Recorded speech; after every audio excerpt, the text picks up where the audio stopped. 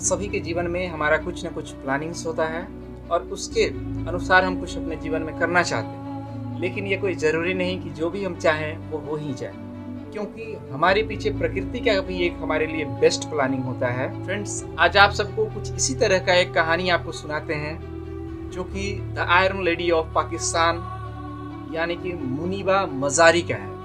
मुनीबा मज़ारी का जन्म 3 मार्च 1987 को एक बालूच रूढ़िवादी परिवार में हुआ था।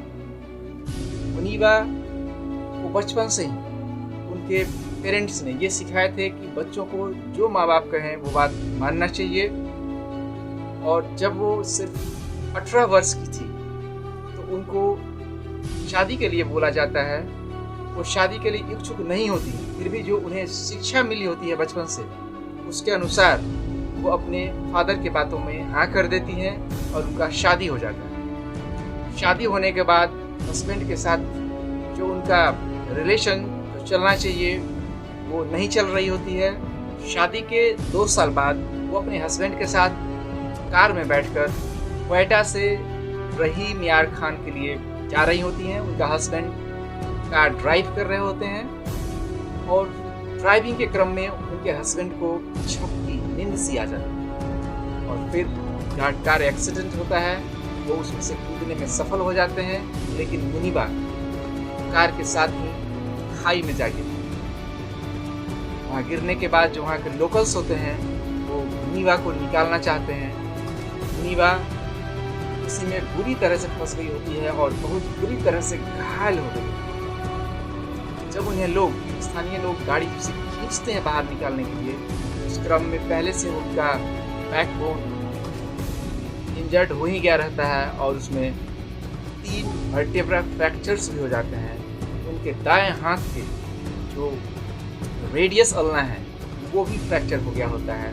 ना ही नहीं, उनके जो सीने का रीढ़ केज होता है वो भी फ्रैक्चर हो जाता है, जिसके वजह से उनका लंग्स और लीवर भी काफ़ी डैमेज हो गए होते हैं और उन्हें सांस लेने में भी परेशानी होती है। दुर्भाग्यवश जिस एरिया में एक्सीडेंट हुआ रहता है वहाँ ना कोई एम्बुलेंस, ना कोई प्राइमरी एड का व्यवस्था होता है और ना ही आसपास में कोई हॉस्पिटल्स होते हैं। फिर लोगों ने उन्हें एक जीप में पीछे बिठाना नहीं कर सकते हैं, लाद करके फिर उन्हें हॉस्पिटल के लिए भेजते हैं। हॉस्पिटल पहुंचने में 3 घंटे लग जाते हैं। तब तक आप समझ सकते हैं कितनी पीड़ा, परेशानियों और कष्ट से मुनीबा गुजरी। कल्पना करके देखिए अगर वहाँ पर हम और आप होते तो क्या होता। लेकिन फिर भी हॉस्पिटल में उन्हें एडमिट किया जाता है।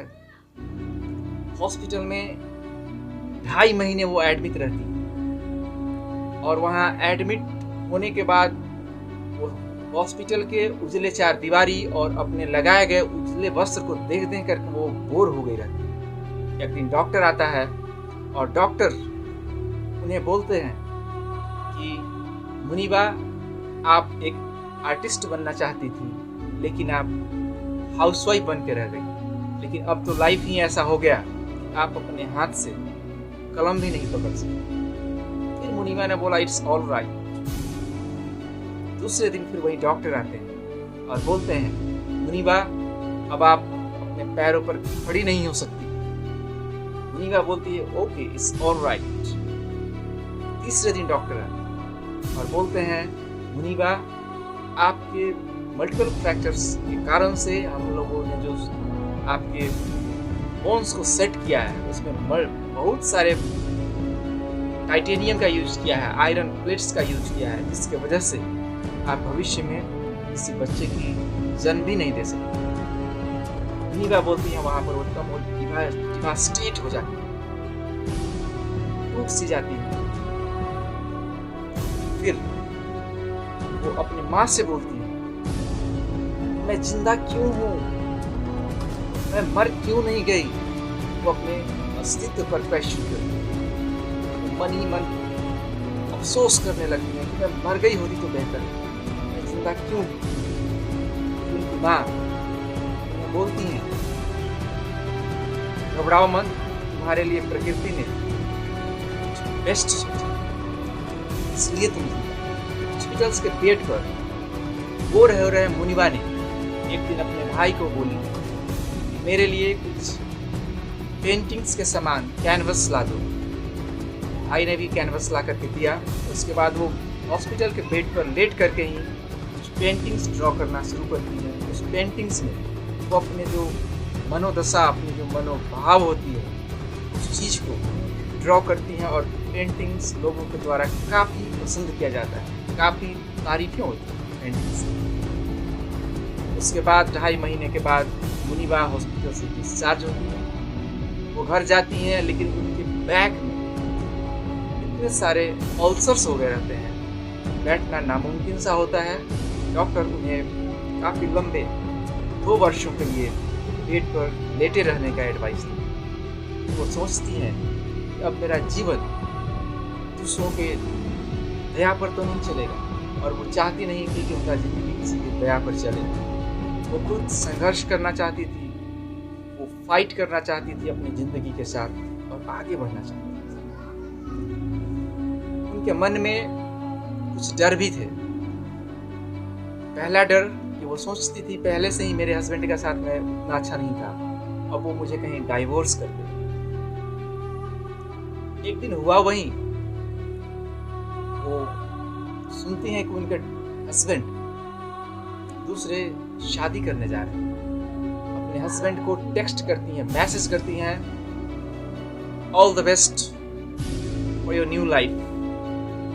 और तब कहती हैं आपके जीवन से किसी चीज़ का ना होना भी बहुत अच्छा है, लेकिन फिर भी वो अपने हस्बैंड के लिए आज भी अच्छे कामना करती हैं। दूसरा डर जो डॉक्टर ने बताया था कि अब कभी आप इन फ्यूचर कभी माँ नहीं बन सकती, उसके लिए भी उनके मन में ख्याल आता है कि बहुत सारे ऐसे बच्चे हैं जो ऑर्फनेज में होते हैं, उन्हें पेरेंट्स की आवश्यकता होती है। और उन्होंने कई ऑर्फनेज को फ़ोन किया और कहीं से कोई रिस्पॉन्स।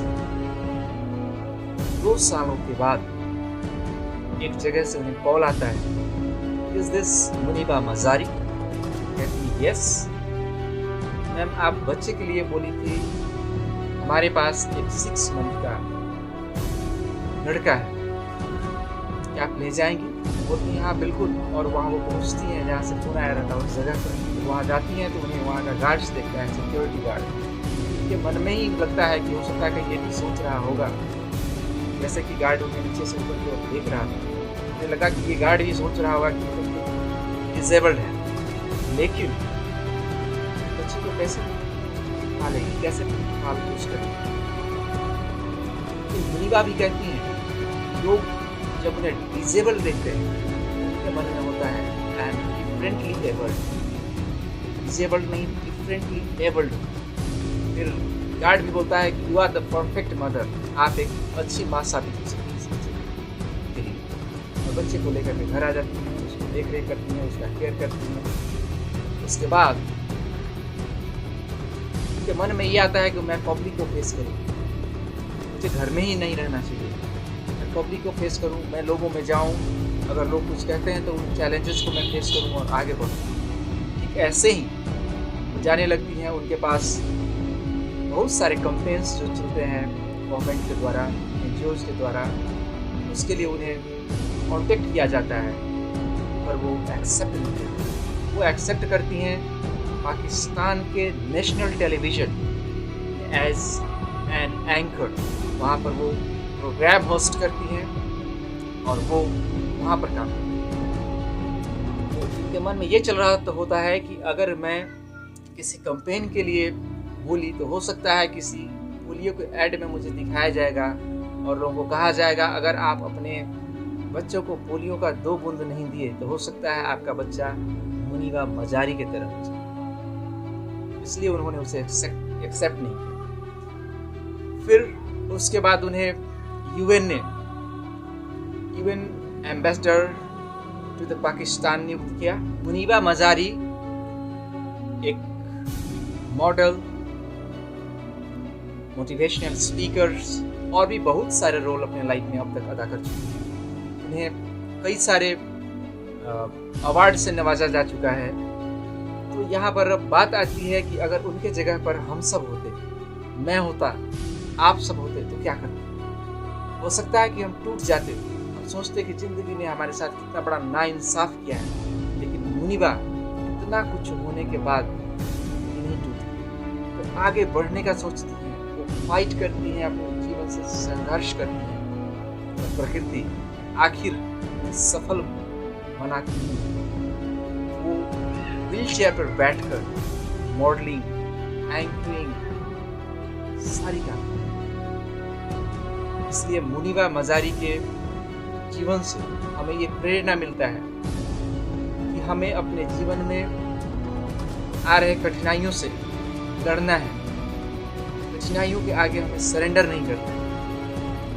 मित्रों, मुनीबा मजारी कहती है छोड़ देना कोई विकल्प नहीं है, इस काम को छोड़ देना कोई विकल्प नहीं है, बार बार असफल होकर के प्रयास करते रहना ही विकल्प है। हम आप भी इस काम को ऐसे ही नहीं छोड़े। प्रकृति हमें और आपको भी आगे बढ़ाना चाहती है, हम और आप सब आगे बढ़े। आज का मेरा ये प्रयास आप लोगों को अच्छा लगा तो मेरे YouTube चैनल ब्रजेश थिंक्स को लाइक, सब्सक्राइब, शेयर और कमेंट्स करें।